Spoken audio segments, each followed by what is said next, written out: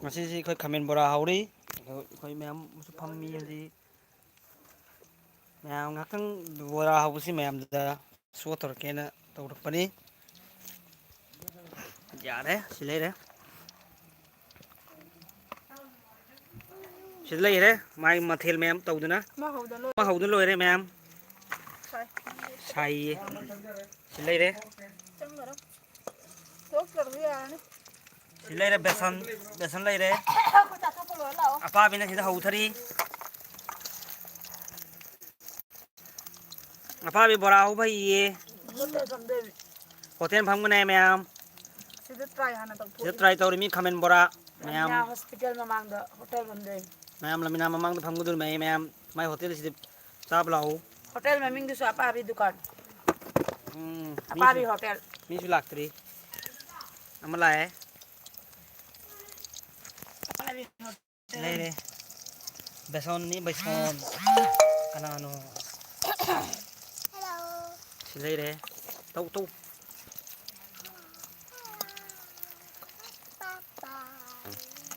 ꯃꯔꯤ ꯃꯉꯥ ꯈꯛꯇ ꯍꯧꯔꯗꯤ ꯇꯦꯁ ꯇꯧꯒꯦꯅ ꯇꯧꯕ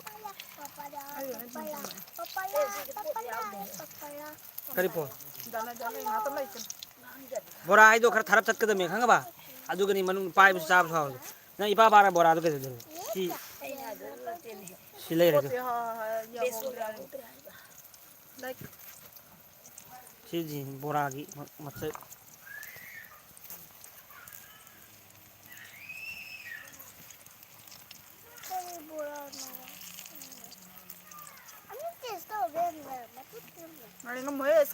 ꯃꯌꯥꯝ ꯃꯝꯃꯤ ꯐꯖꯅ ꯍꯧꯖꯤꯛ ꯑꯩꯈꯣꯏꯒꯤ ꯑꯇꯣꯔꯥ ꯂꯩꯊꯣꯛꯑꯦ ꯕꯣꯔꯥ ꯃꯅꯤꯟ ꯇꯥꯕꯗ ꯃꯅꯝꯗꯣ ꯌꯥꯗ꯭ꯔꯦ ꯕꯣꯔꯥ ꯃꯅꯝ ꯇꯝꯕꯗ ꯃꯥ ꯆꯪꯉꯛꯑꯒꯦ ꯍꯤꯞꯄꯒꯦꯅ ꯆꯪꯉꯨꯔꯤ ꯑꯩꯈꯣꯏ ꯎꯠꯂꯛꯀꯦ ꯑꯩꯈꯣꯏ ꯏꯅꯥꯎ ꯕꯥꯕꯨꯁꯨ ꯂꯩ ꯃꯌꯥꯝ ꯃꯥꯕꯨ ꯈꯪꯕꯤꯕ꯭ꯔꯥ ꯌꯦꯡꯉꯨ ꯁꯤ ꯃꯥꯁꯨ ꯑꯗꯨꯝ ꯑꯩꯈꯣꯏ ꯃꯩ ꯇꯤꯛꯅ ꯂꯥꯛꯏ ꯃꯤ ꯑꯗꯣ ꯃꯥꯁꯨ ꯕꯣꯔꯥꯁꯦ ꯑꯃ ꯑꯅꯤ ꯑꯗꯨꯝ ꯆꯥꯔꯅꯤ ꯑꯩꯈꯣꯏꯒ ꯆꯥꯃꯤꯟꯅꯕꯗ ꯇꯦꯁ ꯇꯧꯕꯁꯨ ꯌꯥꯎꯍꯟꯒꯅꯤ ꯃꯥ ꯈꯪꯕ꯭ꯔꯥ ꯌꯦꯡꯉꯨ ꯃꯌꯥꯝ ꯀꯥꯏ ꯀꯥꯏꯗ ꯂꯩꯕꯗꯅ ꯃꯥꯕꯨ ꯈꯪꯕ꯭ꯔꯥ ꯃꯨꯟꯅ ꯍꯟꯗꯛ ꯕꯣꯔ ꯑꯣꯏꯗꯣꯏꯅꯤ ꯕꯣꯔꯁꯨ ꯑꯣꯏꯔꯅꯤ ꯀꯨꯏꯗ꯭ꯔꯦ ꯆꯥꯁꯤ ꯈꯥꯡꯕ ꯉꯝꯗꯕ ꯄꯥꯏꯌꯨ ꯃꯌꯥꯏ ꯗꯥꯏꯔꯦꯛ ꯈꯔ ꯁ꯭ꯋꯥꯏꯗ ꯄꯥꯏꯌꯨ ꯁꯤ ꯂꯩꯔꯦ ꯈꯪꯕ꯭ꯔꯥ ꯌꯦꯡꯉꯨ ꯑꯣꯏ ꯁꯥꯏꯅꯦꯍꯦ ꯑꯩꯅ ꯃꯄꯨ ꯑꯣꯏꯅ ꯂꯥꯛꯑꯦ ꯃꯌꯥꯝ ꯁꯥꯏ ꯍꯨꯃꯥꯡ ꯁꯥꯎꯏ ꯃꯩ ꯇꯤꯛꯑꯗꯤ ꯁꯥꯏꯅꯦꯍꯦ ꯅꯇ ꯉꯥꯏꯈꯣꯅꯦ ꯇꯤꯛꯇ꯭ꯔꯗꯤ ꯁꯥꯎꯗꯦ ꯍꯨꯃꯥꯡ ꯁꯥꯎꯗꯦ ꯃꯨꯟꯗꯦ ꯃꯨꯜꯍꯜꯂꯨꯗꯅ ꯈꯥꯃꯦꯟ ꯃꯨꯜꯂꯝꯗ꯭ꯔꯦ ꯈꯥꯃꯦꯟ ꯃꯨꯜꯍꯜꯂꯨ ꯑꯄꯥꯕꯤꯅ ꯇꯧꯔꯤꯁꯤ ꯑꯝꯇ ꯇꯧ ꯑꯄꯥꯕꯤ ꯈꯥꯃꯦꯟ ꯃꯨꯟꯗꯔꯦ ꯁꯪꯉꯤ ꯁꯤꯗꯤ ꯄꯨꯔꯥ ꯇꯤꯜꯁꯤ ꯍꯥꯞꯆꯤꯜꯂꯨꯁꯦ ꯑꯃꯨꯛꯀ ꯌꯥꯅꯤ ꯀꯔꯤꯅꯣꯅꯦ ꯈꯥꯃꯦꯟꯗꯨ ꯄꯨꯂꯞ ꯂꯧꯈ꯭ꯔꯣꯅꯦ ꯃꯨꯟꯗ꯭ꯔꯤꯍꯦ ꯉꯥꯡꯍꯟꯒꯗꯕꯅꯤ ꯃꯥꯏ ꯋꯥꯎꯔꯤꯁꯤ ꯎꯗ꯭ꯔꯣ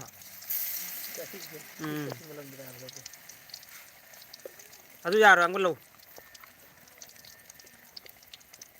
ꯌꯥꯔꯣꯏꯑꯕ ꯑꯩ ꯕꯥꯕꯨꯒ ꯑꯩ ꯇꯪꯈꯥꯏ ꯌꯦꯟꯅꯒꯦ ꯇꯧꯔꯒ ꯅꯪ ꯃꯨꯜꯂꯦ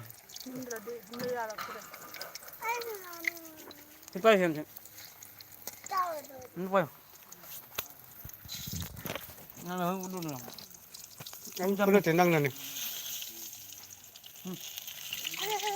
ꯑꯩꯈꯣꯏ ꯏꯆꯥꯅꯨꯄꯤꯁꯨ ꯕꯣꯔꯥ ꯉꯥꯏꯔꯤ ꯊꯨꯝ ꯈꯔ ꯍꯥꯞꯄꯣ ꯑꯩ ꯏꯆꯥꯅꯨꯄꯤ ꯁꯤ ꯆꯥꯕ ꯌꯥꯏ ꯑꯩꯈꯣꯏ ꯏꯅꯥꯎꯅꯨꯄꯤꯅ ꯕꯣꯔꯥ ꯍꯧꯔꯤ ꯊꯨꯝ ꯌꯥꯎꯗꯦ ꯍꯥꯏꯔꯒ ꯃꯣꯏ ꯌꯥꯗ꯭ꯔꯤꯁꯤ ꯎꯗ꯭ꯔꯣ ꯑꯩꯈꯣꯏ ꯍꯣꯇꯦꯜ ꯍꯥꯡꯖꯔꯤ ꯑꯄꯥꯕꯤ ꯍꯣꯇꯦꯜ ꯍꯥꯏꯅ ꯕꯣꯔꯥ ꯆꯥꯕ ꯂꯥꯛꯄꯤꯔꯤꯕꯅꯦ ꯃꯌꯥꯝꯁꯦ ꯑꯩꯈꯣꯏ ꯁꯤꯗ ꯂꯣꯏ ꯐꯪꯉꯦ ꯍꯥꯞꯄꯣ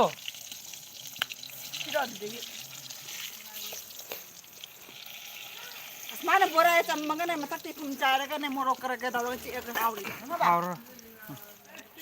ꯉꯥꯔ ꯍꯥꯞꯆꯟꯈꯔꯦꯗ ꯃꯥꯗ ꯃꯆꯨ ꯃꯔꯥꯡ ꯈꯔ ꯐꯖꯍꯜꯂꯨꯗꯅ ꯑꯩꯈꯣꯏꯒꯤ ꯊꯨꯝ ꯃꯣꯔꯣꯛ ꯍꯥꯞꯄꯁꯦ ꯖꯃꯤꯟ ꯃꯊꯛꯇꯒꯤ ꯑꯁꯃꯥꯟ ꯃꯊꯛꯇꯒꯤ ꯊꯥꯗꯔꯛꯏꯃꯤ ꯃꯌꯥꯝ ꯊꯨꯝꯒꯤ ꯗꯤꯕꯥ ꯍꯥꯏꯁꯦ ꯖꯃꯤꯟ ꯑꯁꯃꯥꯟꯗ ꯂꯩꯔꯤꯃꯤꯅ ꯍꯥꯞꯄꯗꯥꯏꯅꯦ ꯖꯃꯤꯟ ꯃꯊꯛꯇꯒꯤ ꯑꯁꯃꯥꯟꯗ ꯍꯥꯞꯄꯦ ꯍꯥꯏꯕ ꯇꯥꯔꯦ ꯑꯁꯃꯥꯟꯗꯒꯤ ꯖꯃꯤꯟꯗ ꯊꯥꯊꯔꯛꯏꯅ ꯅꯨꯡꯁꯤ ꯅꯪꯕꯨ ꯀꯩꯗ ꯂꯩꯒꯦ ꯊꯤꯕ ꯐꯪꯗꯔꯦ ꯅꯪꯕꯨ ꯀꯩꯗ ꯂꯦꯞꯄꯦ ꯍꯦ ꯌꯥꯝ ꯀꯥꯍꯟꯒꯅꯨꯍꯦ ꯌꯥꯏ ꯌꯥꯝ ꯀꯥꯍꯟꯒꯅꯨ ꯌꯥꯝ ꯀꯥꯗꯦ ꯌꯥꯏꯌꯦ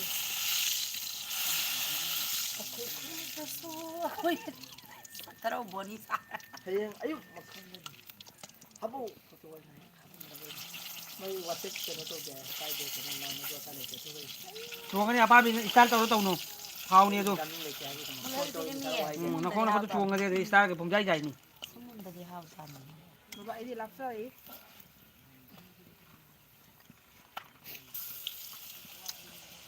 pai đây đúng không mai sana pai đây chỉ lấy đấy mà em bora si chami na si lao Thailand đi lên của bora nói Thailand đây rồi arai thắc thắc lao thế đây xin khá bồi rồi beson beson xin khá bồi rồi kunjai bora ni kunjai Pai tham nih. Carry bag nih, carry bag. này phane một tuần u lấy kunjai bora ni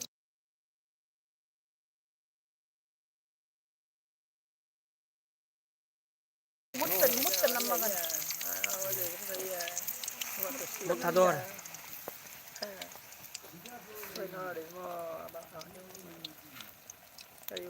mẹ em sắc chắn rồi bố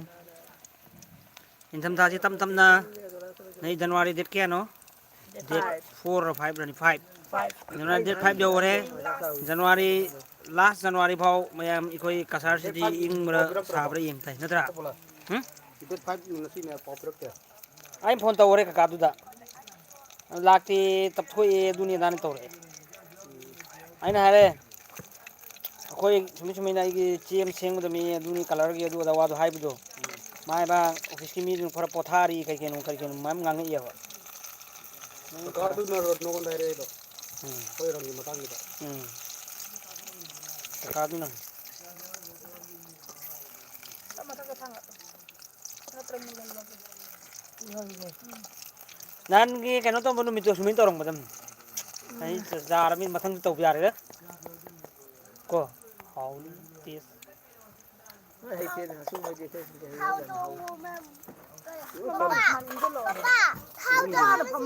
ai non tha bangam da bi ni me na bo achom no kai non thong gang bani Non tha dara so hai ro dana. mayam bora hi Wa na pham ngam. Tao say wa man ke tao ma sao di sao yang wa hai ni te kan ni. Nang na sa ni do. He. Ido la lagi masa ni tidra. adu ni ai house hani ni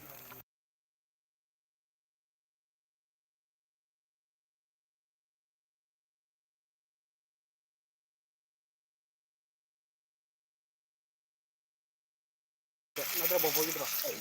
kai nang phone tu Ai gi phone na sa no pina. thamoi sing nungsirubadi Ai phone lai ngai pai phang na phang ya anga sa. mayam beson loi rakadore khamin leiri borana leiri kami tawni mayam like su pirakte subscriber su lakte mayam kedoromo kari tawromo mayam punma mun ta nang gu tu ju tu mani bo yamna chaw hakta Si cha doi ba. cha dorim Khad lo ko oda. thokhallo nani thokhallo na Ani thokoi wari ro. Si amu ba hai. mai jang he debona mu arang loi mang ran mani sai na da phone ta chaina da amu arang e loi chana ra bai da ikoi khamin da amu black jawi char roi ga higale oh no ka loi re ni mai ma tafaru nangi dudi yadre he nazma mai ma tu kari tauri To lai bam gi khamen. mai ma tafaru yadre mai si ka bara yo po beson ko na roi tau ro pura kari diloro ata moi da khara hapne tai ma Nang nei sing ha po hai ba dagi ni. nang thok law hai jel he kam tau taw ni ma phai tu ha po mi tu tang kari tu tauri to Si let pisro. Khamen Pisa nang ki oi gi dori. lek pe ja po mi Ai ko. Kapan de. o ka te le a ne ikoi ari pha si bora ngai di mare Ngai ko. ari pha bora ngai di mayam ari pha si ma bora pham ngai di ka pham pham ngai ram yang ko mayam bora ji beson yaw dre me Si no ma ngang di sumang si tik tik na lai ram mi mi. moi si ngarang si akoi gi baskani bai go rom da chatu ne moi homari si adu khoi chan pi hing lai bora hobi se ti hotel bora apa bi bora Ngang di ki bandoi da ram me. ngasi si moi la mina hotel hange jare Me am la pio. Plate lupa kun tani. Sumangi de cik cik tena imagi be mo. Mayam plate lupa kun tani. Mayam soidana na piu ko. Sada yaudi ngun leiti. Bazar chalu dukan sun lul thokan. Sada ta. Nei moda da pro ami. Nang chakki baga ne phat lao chak cha la dan ne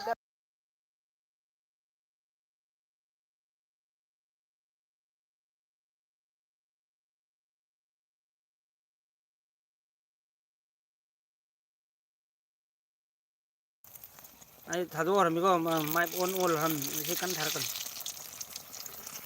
itai magi maron si gyam ta ye samda. tay mi lon kai lon ngang ji bi Japan kumba kai na ron da koi ba Thawale ma'am natra thawale nang Ai gi. luai sano hapo ma apa ko duai na hawo. Hapo mo lalu ke.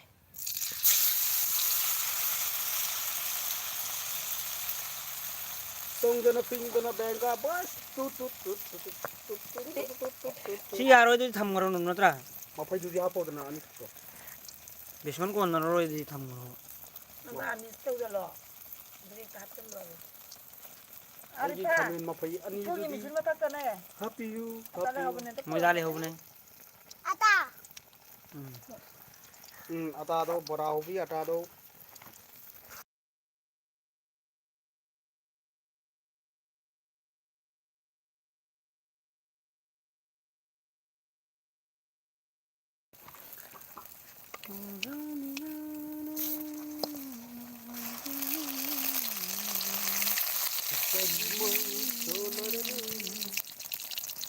एहसास जब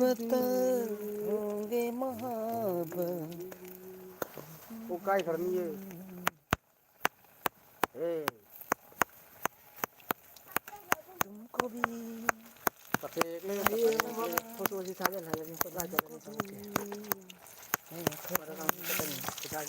program ta koi na hai ra bora kam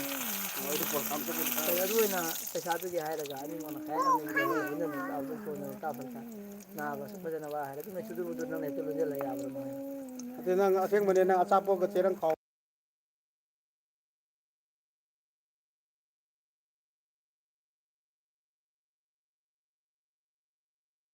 ahan aman wari torok pane da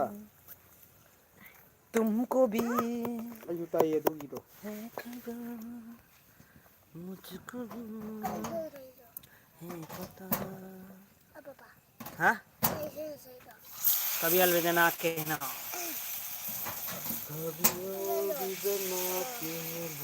कहीं नहीं है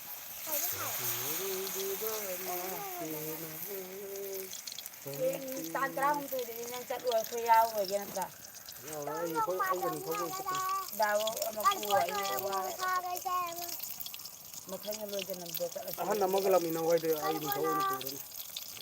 Mathang na badi ai ga sana re chat la lo jan la nan tra. ro do ta lag le kan ro ending Andai da chat lo wa de. सुबह ने भी है ये सादो रे तो ना हजे ले फजे दिनो करा दिनो ha ga me me taramu Jopri de lai la so ngade ya. Na ne punche ya tangan betan. कोई रे मपाओ ताद बमा mo to men Atai tam de dre ha ya thang Oh. betan. Ma'am नुंगाई बै सेम से सकके ma'am ना तार दि तारे है वो तार मदि तारम में है वो तार दि तार दे कनाम से ताबीर मुझ जाए कनाम से ताबीर हम दुस जाए हाइदी Ai pa kidal Yang pada baik saya ni. Sai ban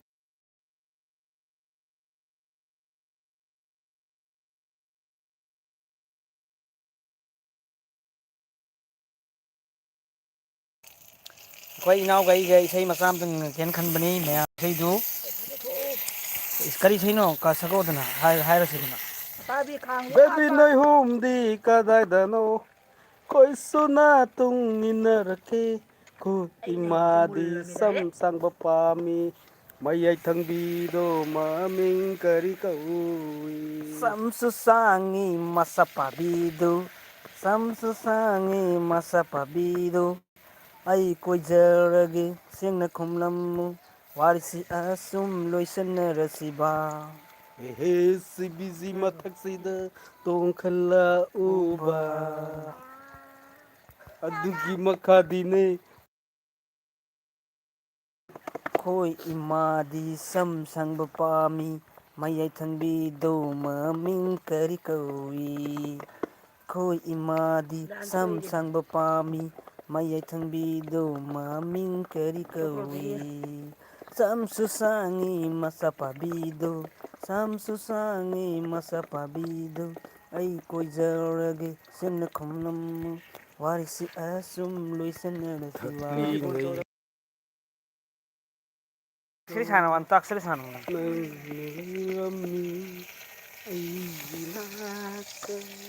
ꯊꯛꯂꯤ ꯑꯩꯅ ꯃꯟꯇꯨꯕꯤꯔꯤ ꯆꯤꯡꯂꯤ ꯑꯩꯅ ꯃꯟꯇꯨꯕꯤꯔꯤ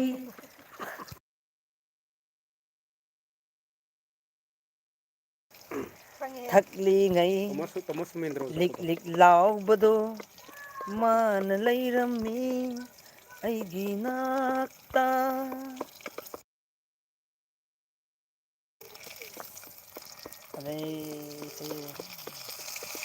ꯑꯗꯨ ꯂꯥꯏꯚ ꯇꯧꯔꯤꯀꯥꯟꯗ ꯄ꯭ꯂꯦꯁ ꯅꯣ ꯀꯣꯜ ꯅꯣ ꯃ꯭ꯌꯨꯖꯤꯛ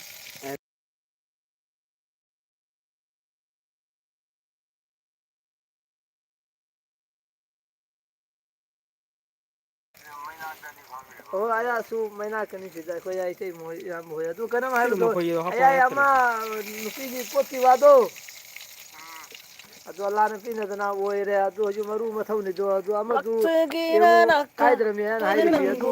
ꯃꯥꯗꯤ ꯐꯣꯟꯗꯨꯁꯨ ꯃꯔꯣꯟ ꯑꯃ ꯂꯧꯍꯜꯂꯔꯦ ꯆꯪꯍꯟꯗ꯭ꯔꯦ ꯂꯧꯈꯠꯅꯕꯤ ꯇꯧꯕꯤꯗꯨ ꯌꯥꯍꯟꯗ꯭ꯔꯦ ꯑꯗꯨ ꯑꯩ ꯂꯥꯛꯑꯣ ꯍꯥꯏꯔꯤꯕ꯭ꯔꯥ ꯃꯥ ꯀꯩꯗꯧꯒꯦ ꯍꯥꯏꯔꯤꯕ꯭ꯔꯥ ꯑꯝꯇ ꯍꯥꯏꯗꯨꯅ ꯍꯌꯦꯡ ꯑꯗꯨ ꯀꯩꯗꯧꯕꯤꯌꯨ ꯑꯩꯅ ꯃꯔꯣꯟꯁꯤ ꯚꯥꯞ ꯇꯥꯔꯕꯣ ꯀꯥꯏꯕ꯭ꯔꯣ ꯊꯃꯣꯏ ꯉꯝꯕꯤꯗꯕ ꯑꯩꯅ ꯑꯗꯨ ꯀꯩꯅꯣꯝ ꯍꯥꯏꯕꯗꯣ ꯃꯤꯀꯨꯞ ꯈꯨꯗꯤꯡ ꯂꯩ ꯂꯩ ꯍꯥꯏꯗꯣꯛꯈꯤꯔꯣꯏꯒꯦ ꯃꯤꯁꯤꯡꯁꯤ ꯊꯤꯕ ꯍꯨꯝꯕ ꯆꯨꯗꯨ ꯆꯨꯗꯨ ꯌꯥꯝꯅ ꯀꯜꯂꯤ ꯍꯧꯖꯤꯛ ꯇꯥꯕꯨ ꯐꯪꯈꯤꯕꯗ ꯑꯗꯨꯅ ꯀꯩꯅꯣꯝ ꯍꯥꯏꯕꯗꯨ ꯑꯗꯨꯅꯦ ꯑꯉꯥꯏꯈꯣꯅꯦ ꯉꯥꯏꯕ ꯉꯝꯃꯦꯗ꯭ꯔꯦ ꯅꯠꯇꯦꯅꯦ ꯑꯗꯨ ꯍꯌꯦꯡꯗꯣ ꯑꯩ ꯂꯥꯛꯀꯦ ꯑꯝꯇ ꯇꯧꯔꯣ ꯃꯣꯏꯅ ꯍꯥꯏꯕꯤꯈꯣ ꯐꯖꯅ ꯇꯧꯗꯅ ꯑꯁꯨꯃꯥꯏꯅ ꯃꯥꯁꯨ ꯍꯥꯏꯔꯛꯂꯦ ꯍꯥꯏꯖꯩꯌꯦꯅ ꯁꯥꯊꯨ ꯍꯦꯛ ꯇꯧꯍꯜꯂꯦ ꯏꯅꯥꯛꯇ ꯁꯨꯝꯅ ꯂꯩꯍꯟꯅꯤꯡꯉꯦꯅꯦ ꯍꯣ ꯍꯣ ꯍꯣ ꯂꯥꯛꯆꯒꯦꯔ ꯅꯥꯛꯇ ꯇꯣꯏꯅ ꯅꯪꯕꯨ ꯌꯦꯡꯖꯒꯦ ꯂꯣꯅ ꯂꯣꯅ ꯂꯣꯅ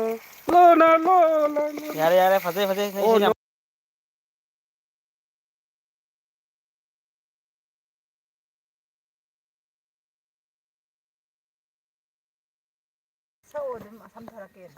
ꯅꯪꯅ ꯇꯨꯃꯤꯟ ꯇꯨꯃꯤꯟꯅ ꯇꯨꯃꯤꯟ ꯇꯨꯃꯤꯟꯅ ꯃꯅꯤꯄꯨꯔꯤ ꯁꯣꯡꯅꯤ ꯃꯌꯥꯝ ꯇꯨꯃꯤꯟ ꯇꯨꯃꯤꯟꯅ ꯅꯪꯅ ꯇꯨꯃꯤꯟ ꯇꯨꯃꯤꯟꯅ ꯃꯑꯣꯡ ꯃꯨꯟ ꯃꯣꯏꯗ ꯑꯗꯨ ꯅꯣꯛꯇꯨꯅ ꯀꯨꯏꯅ ꯂꯥꯏꯐ ꯇꯧ ꯈꯪꯗꯦꯅꯦ ꯅꯪꯅ ꯇꯨꯃꯤꯟ ꯇꯨꯃꯤꯟꯅ ꯀꯔꯤ ꯋꯥꯍꯪꯅꯣ ꯇꯠꯇꯅ ꯑꯩ ꯄꯩꯁꯥꯁꯨ ꯍꯪꯂꯤꯕ ꯂꯥꯛꯇꯣꯛꯄꯁꯨ ꯂꯥꯛꯇꯣꯛꯁꯨ ꯋꯥꯍꯪꯁꯦ ꯋꯥꯔꯦ ꯅꯪꯒꯤ ꯄꯣꯠꯄꯨꯗꯤ ꯂꯥꯛꯑꯅꯤ ꯃꯤꯠꯌꯦꯡꯗꯨꯅ ꯑꯗꯨꯗꯩ ꯅꯪꯒꯤ ꯑꯗꯨ ꯅꯇꯧꯗꯨꯅ ꯄꯩꯁꯥꯅꯤꯅꯦ ꯑꯩꯒꯤ ꯇꯨꯃꯤꯟ ꯊꯃꯣꯏꯁꯤꯕꯨ ꯂꯩꯇꯦꯕ ꯑꯁꯨꯝ ꯉꯥꯎꯍꯜꯂꯤ ꯄꯣꯠ ꯍꯥꯏꯕ ꯃꯤ ꯃꯌꯥꯝ ꯑꯃ ꯅꯣꯏ ꯑꯩꯅ ꯄꯣꯠ ꯄꯣꯠꯇ ꯄꯣꯠꯇ ꯅꯪꯅ ꯍꯥꯏꯌꯦ ꯇꯨꯃꯤꯟ ꯇꯨꯃꯤꯟꯅ ꯃꯣꯃꯣꯟ ꯅꯣꯛꯇꯨꯅ ꯅꯪꯅ ꯇꯨꯃꯤꯟ ꯇꯨꯃꯤꯟꯅ ꯀꯥꯏ ꯆꯠꯈ꯭ꯔꯒꯦ ꯀꯔꯤ ꯋꯥꯍꯪꯅꯣ ꯇꯠꯇꯅ ꯔꯣꯁꯟ ꯀꯥꯏ ꯆꯠꯈ꯭ꯔꯒꯦ ꯍꯪꯂꯤꯕ ꯑꯣ ꯌꯥꯔꯦ ꯑꯗꯨꯗꯤ ꯈꯣꯏꯔꯥꯎꯅꯕꯤ ꯃꯤꯁꯅꯥꯅ ꯌꯦꯡꯂꯕꯁꯨ ꯑꯥꯔꯊ ꯂꯩꯕ ꯃꯤꯠꯌꯦꯡꯗꯤ ꯅꯪꯒꯤꯗꯨꯅꯤ ꯃꯥꯡꯁꯨ ꯇꯨꯡꯁꯨ ꯊꯠꯇꯨꯅꯇ ꯂꯩꯔꯤ ꯈꯣꯡꯊꯥꯡ ꯈꯨꯗꯤꯡꯒꯤ ꯑꯣ ꯅꯪꯕꯨ ꯃꯥꯌꯥ ꯄꯨꯕꯤꯔꯣ ꯈꯟꯕꯤꯔꯣ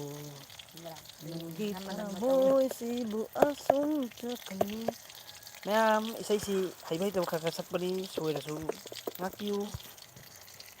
ꯕꯣꯔꯥ ꯉꯥꯏꯕ ꯑꯣꯏꯅ ꯑꯗꯨꯝ ꯁꯛꯄꯅꯤꯗ ꯃꯌꯥꯝꯅ ꯑꯗꯨꯝ ꯕꯣꯔꯥꯁꯤ ꯍꯥꯏꯐꯦꯠ ꯂꯣꯏꯒꯗꯧꯔꯦ ꯑꯗꯨꯅ ꯕꯣꯔꯥ ꯉꯥꯏꯕ ꯑꯣꯏꯅ ꯃꯌꯥꯝꯗ ꯑꯗꯨꯝ ꯈꯤꯇꯪ ꯏꯁꯩ ꯃꯇꯦꯛ ꯃꯇꯦꯛ ꯉꯪꯉꯒ ꯑꯗꯨꯝ ꯑꯩꯈꯣꯏ ꯉꯪꯖꯔꯛꯄꯅꯤ ꯑꯍꯨꯝꯀꯤꯅꯤ ꯀꯗꯥꯏ ꯃꯆꯥꯕꯨ ꯑꯣꯏꯔꯕꯤ ꯃꯤꯒꯤ ꯀꯌꯥ ꯐꯖꯔꯕ ꯌꯦꯡꯉꯨꯁꯤ ꯅꯪꯗꯤ ꯁꯛꯀꯁꯨ ꯌꯥꯝꯅ ꯐꯖꯔꯝꯂꯦ ꯄꯥꯝꯃꯨꯔꯦ ꯃꯤꯒꯤ ꯑꯣꯏꯈꯤꯗꯕ ꯑꯩꯒꯤ ꯑꯣꯏꯅ ꯑꯣꯏꯔꯁꯦ ꯂꯥꯛꯑꯣ ꯈꯜꯂꯨꯔꯦ ꯅꯍꯥꯛꯇꯤ ꯑꯩꯒꯤ ꯀꯅꯥ ꯂꯩꯇꯦ ꯂꯩꯔꯗꯤ ꯅꯪꯅ ꯑꯩꯒꯤ ꯑꯣꯏꯅ ꯔꯥꯅꯤ ꯑꯣꯏꯅ ꯊꯝꯖꯒꯦ ꯉꯔꯥꯡꯇ ꯑꯣꯏꯔꯕꯣꯏ ꯅꯤꯡꯂꯨꯔꯦ ꯑꯩꯍꯥꯛꯇꯤ ꯅꯪꯅ ꯖꯒꯣꯏ ꯁꯥꯅꯤ ꯀꯥꯏꯅ ꯐꯦꯟꯁꯤ ꯗ꯭ꯔꯦꯁꯀ ꯊꯣꯛꯂꯝꯕꯗꯣ ꯑꯗꯨꯛ ꯊꯤꯅ ꯍꯣꯡꯂꯝꯕꯗꯤ ꯀꯔꯤꯒꯤꯅꯣ ꯂꯦꯞꯂꯤꯕ Xây xa xa cái lối này cái xi chẳng bầu đấy mẹ em ai thì live thì tàu xi tàu này lớn chắc cái xi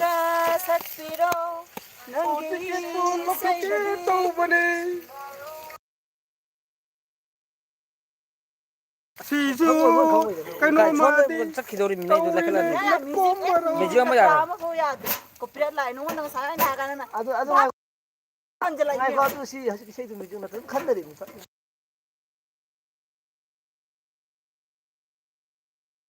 si chinna ko isa na chinna sa phone music kari kara yaw ro ka tau khăn đấy mình cái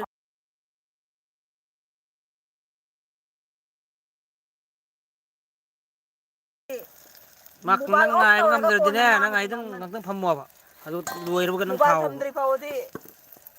ಹಂಗ ಅನ್ನು lai bai chi di khar sang na moi di ne se pung ama gi ma ya sing mane ai ma di youtuber ma ori mi na asi tau da ba ya da ma thau ne se nang joi ram nang ju kang ne ba nang tau da me nang khang de ba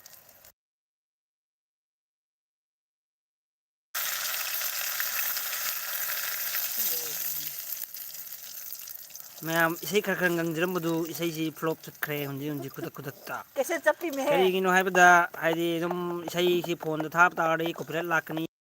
ꯃꯁꯤꯡ ꯉꯥꯡꯅꯕꯅꯤꯗ ꯑꯗꯨ ꯃꯌꯥꯝ ꯆꯥꯛ ꯏꯁꯤꯡ ꯆꯥꯔꯕꯣ तपना थांगी ओ पंखां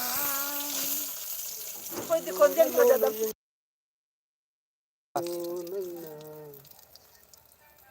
ꯃꯌꯥꯝ like ꯑꯃꯐꯥꯎꯁꯨ ꯂꯥꯛꯇꯦ ꯃꯌꯥꯝ ꯏꯁꯩꯗꯤ ꯇꯥꯔꯒ ꯂꯥꯏꯛ ꯄꯤꯕ ꯉꯝꯗ꯭ꯔꯦ ꯃꯌꯥꯝꯅ ꯈꯨꯠꯇꯣ ꯃꯌꯥꯏꯗ ꯊꯛ ꯑꯣꯏꯅ ꯅꯝꯁꯤꯟꯕꯤꯌꯨ ꯂꯥꯏꯛ ꯑꯃ ꯂꯥꯛꯑꯗꯅ ꯂꯥꯏꯛ ꯄꯤꯕꯗ ꯋꯥꯕ꯭ꯔꯣ ꯋꯥꯗꯦꯗꯅ ꯑꯩꯈꯣꯏꯗꯤ ꯑꯗꯨꯝ ꯅꯍꯣꯏ ꯚꯤꯗꯤꯑꯣ ꯃꯌꯥꯝ ꯑꯃ ꯌꯦꯡꯉꯒ ꯊꯛ ꯊꯛ ꯂꯥꯏꯛ ꯄꯤꯁꯜꯂꯨ ꯕꯥꯕꯨꯅ ꯄꯤꯔꯤꯕ ꯂꯥꯏꯛ ꯈꯨꯄꯤꯗꯤ ꯑꯃꯦꯔꯤꯀꯥ ꯗꯤꯜꯂꯤ ꯕꯣꯝꯕꯦ ꯑꯀꯥꯁꯄꯥꯅꯤ ꯁꯤꯜꯆꯔ ꯀꯔꯤ ꯀꯔꯥ ꯂꯩꯇ꯭ꯔꯦ ꯑꯗꯨꯝ ꯄꯤꯔꯤꯕꯅꯤ ꯂꯥꯏꯛ ꯑꯩꯈꯣꯏ ꯕꯥꯕꯨꯅ ꯄꯤꯔꯤꯕ ꯂꯥꯏꯛ ꯈꯨꯄꯤꯁꯤꯗꯤ ꯃꯌꯥꯝ ꯅꯣꯏ ꯎꯔꯗꯤ ꯋꯥꯔꯜ ꯔꯦꯀꯣꯔꯗꯅꯤ ꯃꯥꯅ ꯄꯤꯔꯤꯕ ꯕꯥꯕꯨ ꯑꯩꯈꯣꯏ ꯂꯥꯏꯛꯁꯤ ꯍꯧꯖꯤꯛ ꯑꯃꯗ ꯑꯃ ꯄꯤꯕ ꯊꯛ ꯊꯛ ꯊꯛ ꯊꯛꯅꯤ ꯄꯤꯗꯧꯔꯤꯁꯤ ꯂꯥꯏꯛ ꯑꯣꯏꯒꯦꯔꯥ ꯅ ꯑꯇꯣꯞꯄ ꯚꯤꯗꯤꯑꯣ ꯑꯣꯏꯒꯦꯔꯥ ꯃꯥꯅ ꯐꯖꯔꯗꯤ ꯂꯥꯏꯛ ꯗꯛ ꯗꯛ ꯗꯛ ꯗꯛ नमने जात जात कर जात बिजात लाइते नुक्सीरदी लाइक खुपी में मा हिंदू मुस्लिम अदु अदा करी करा ट्राइब ने दुनिया दा कसु लेते रेकॉर्ड ने खांग दा तो लोग तो लाइक खुपी से असेंग बनी माय खुपी से मयाम दि खंग मोय बाबू ने लाइक पीर से मयाम बाबू है तो सिले तो माने आइना से माने पीर लाइक से मी पुंग पुन मक पी मा असेंग बनी अदु गिदी यम थकत चई माबू मा वीडियो येंगा का तू सी येंग मी मा अदु मा नुक्सी जेबा अमा मोय लाइक पीर थक थक लो से बाबू ने करेगी लाई चला पाए मान लाइक पीर से असेंग बनी फजन पी कोई लाइक लाख तो लाखते बा अखोय से पी अदे खोय दीदी माना मुक हेल मिने माय खोपी से दी बोना मन होय म्याम नोय वीडियो दा उ फंगदी को फजन खंगदा पाए मखा गया इंग तो पियो तल की दो से चो इंग बरा से सुनाई पाए कई दो नंग बोरा चाप लाइब्रा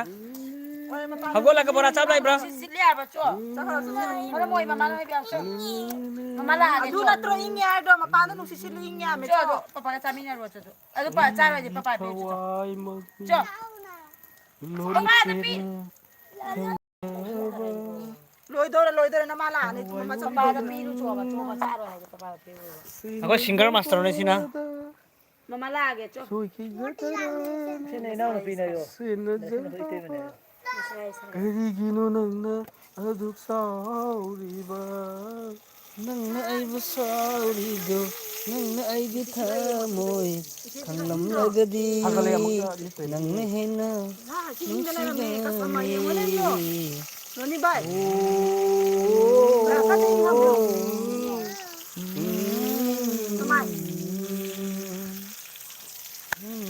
लेखोंना आइनु सोमलागा ना सोमना आसमान से केनो फल लेती स्टार फल लेती कहीं गिनो हैं स्टार है भी कोई बाला बोय ले स्टार लेते मैं हम असेंग बनी अदुला खर खर कहीं तो आसमान का फल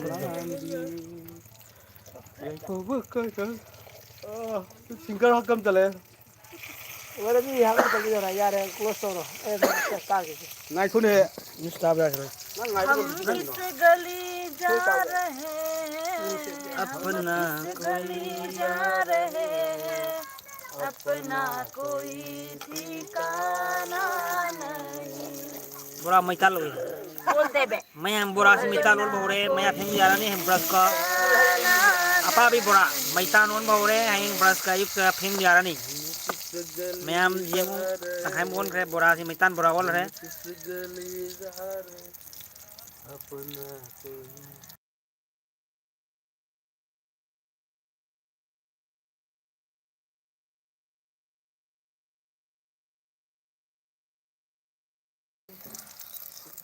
दे कावर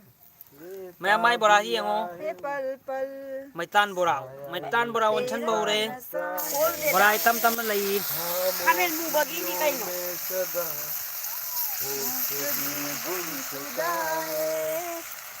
अरे मान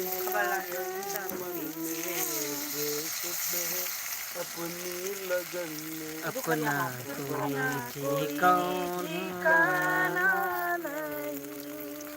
Ati baslam ikai hai nahi koi ma'am thai je. अपना कोई ठिकाना नहीं Apo lekhlak nu. Loi dau re ngai ngam. Bora lor di loi ram.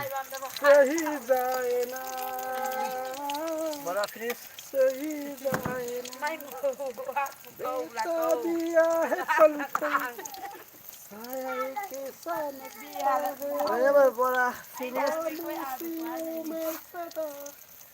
होश भी गुम सकता है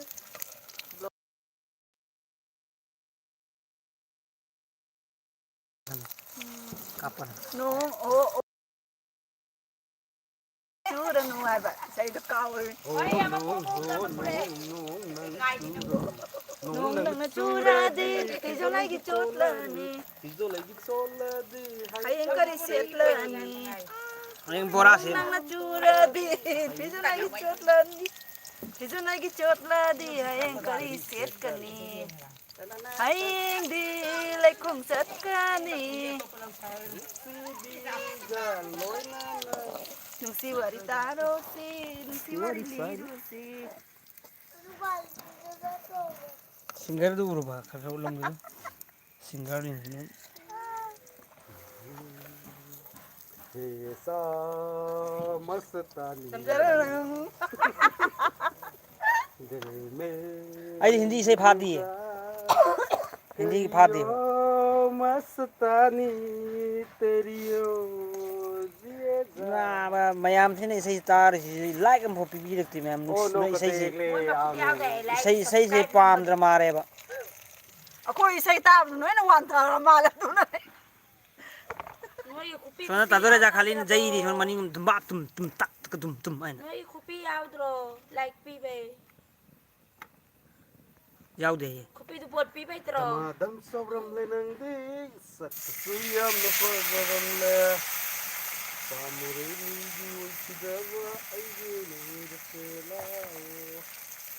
हल्लुरे नहा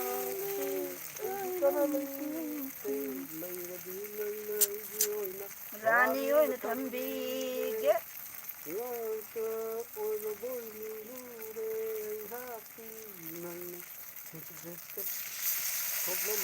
Sono kena tato.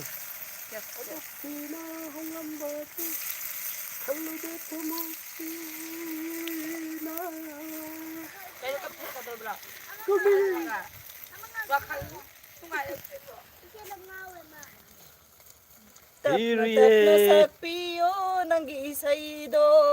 iriye सोनिए तेरी याद आती है सीने बिस्तर पता है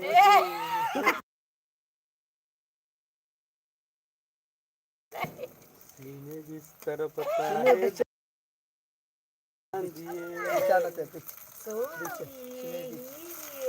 मरक्तु खरा सोइबा यावगनि मयाम गापियो इसैदि Koyna तारक्तरमेना काउसले tu hi jing bi Samang hai se phasabam ne. Gukati kasai. How di kapri kai. ꯃꯤꯠꯇꯨꯗ ꯀꯔꯥꯔ ꯇꯨꯒꯁꯨ ꯇꯦꯟꯅꯨꯔꯕꯗ ꯋꯥꯁꯇ ꯀꯨꯔꯤꯀꯗ ꯃꯇꯦꯔ ꯔꯥꯁꯇ कोई मेरी जान ले पिया बसंती रे सावधान तुझे नुकसी हो रहा है काहे प्यार सताए प्यार जाता करम्बा यावे पानी तीन चार काहे सताए आगा जाने क्या जादू किया राजिया पहली नजर में कैसा जादू कर दिया तेरा बनने था मेरा जिया जाने क्या होगा क्या पता इस पल को मिलके आज जी ले जरा मैं हूँ यहाँ तू है वहाँ मेरी बाहों में आ भूल जा बेबी आई लव यू ओ जाने जा मैं हूँ या इसे सबको तो लांग रहे जय हिंद तेरे लम्हा लास्ट तो लोग लोग दाएगी जय हिंद गण मन दिना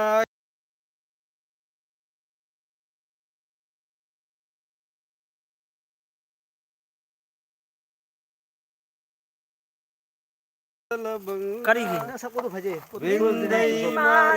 यमुना गंगा जय हो भाई औरत रो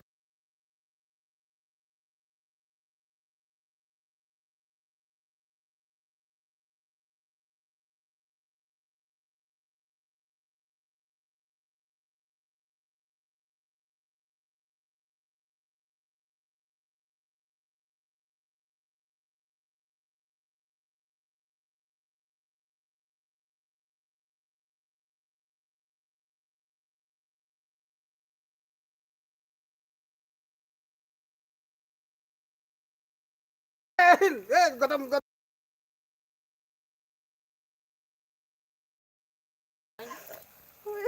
Ngarang di way lang kung bilin lang pila.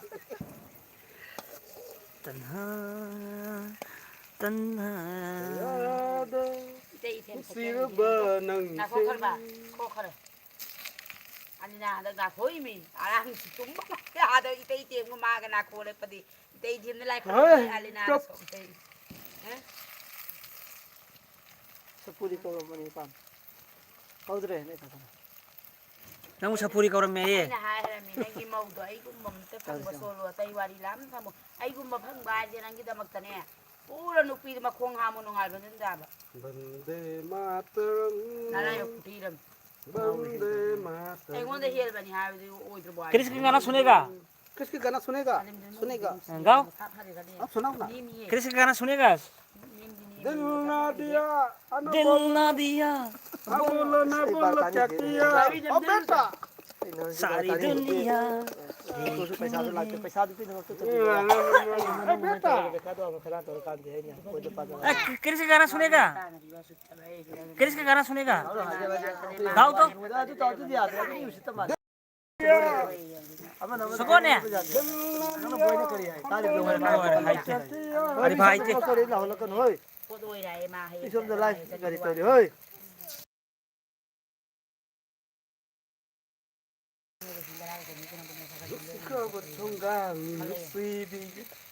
canh xin đi cùng phẩm ni môi mây đi chụp phẩm ni than ra bu mắc cu pan bờ lấy lâm bu sa gây khai bờ lạc bút túc tì ngã si đi khắc kỳ ra thôi bắt đầu ngày ngày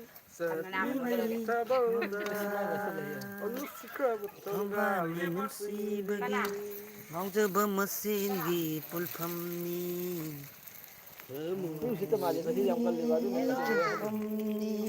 दो तो मतलब है लो जब मको पान बरा लैनम बुसा गई खाई बरा लापतोते मा खोसुइना ता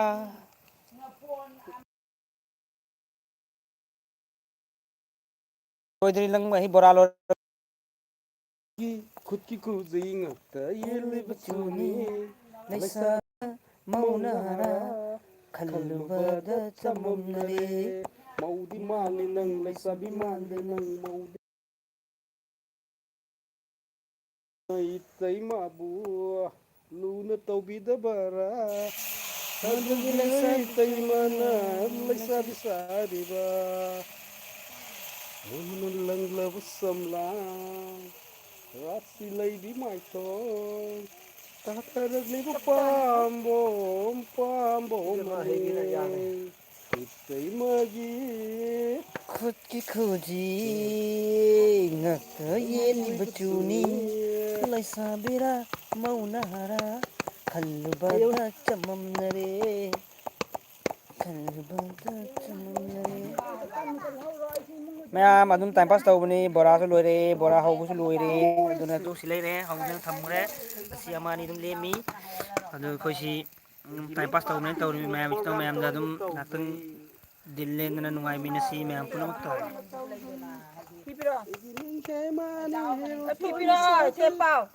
sanaba mami sanaba thabu akati nupi akati kati afabi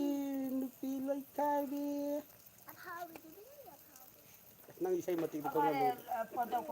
afabi yau ne isai do okay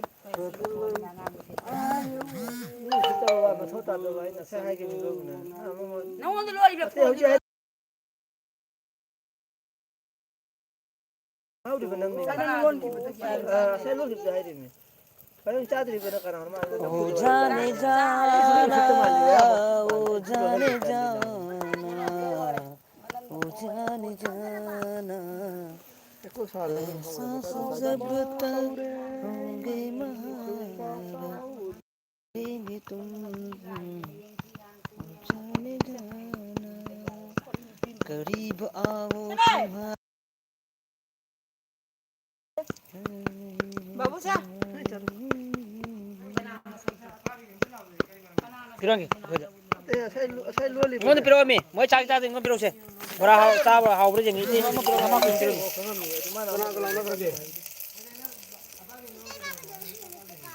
mai itu loli na was maya bora si loire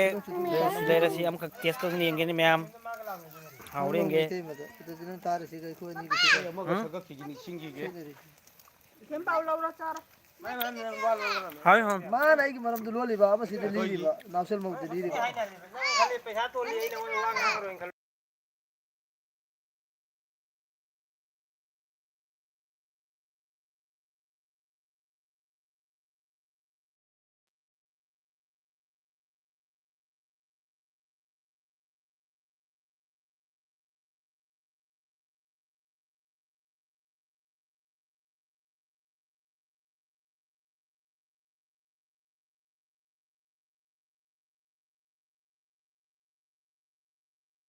tumra ba ma do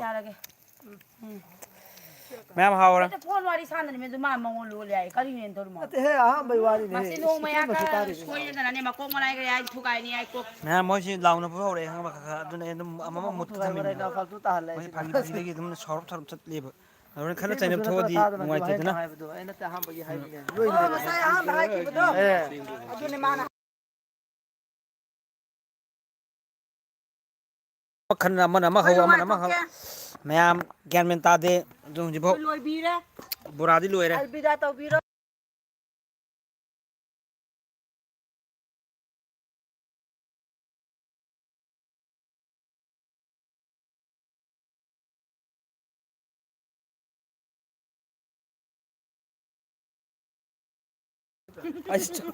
ma'am silere bora du